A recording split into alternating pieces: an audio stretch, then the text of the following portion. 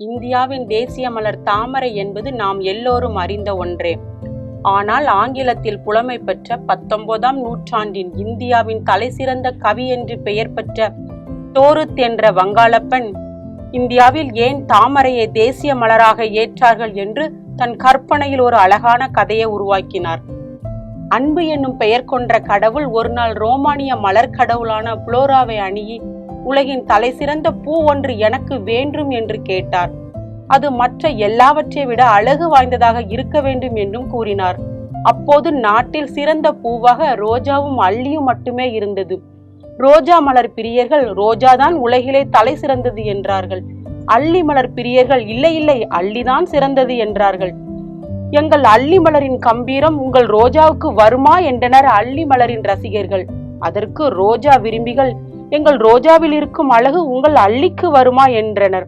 குழப்பமடைந்த அன்பு கடவுள் மலர் கடவுளிடம் சென்று எனக்கு ரோஜாவை போன்ற அழகும் அல்லி போன்ற கம்பீரமும் இந்த இரண்டு மலர்களின் நிறங்களின் கலவையும் கொண்ட ஒரு புது மலர் வேண்டும் என்று கேட்டார்.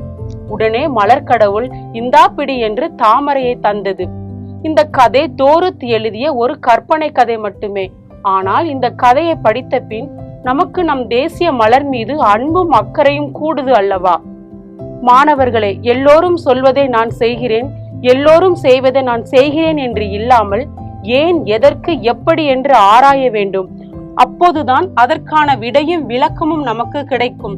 ஏன் தாமரை மலர் உருவாகியது என்று தோருத் நினைத்ததால் தான் அவரால் இப்படி ஒரு கதையை எழுத முடிந்தது.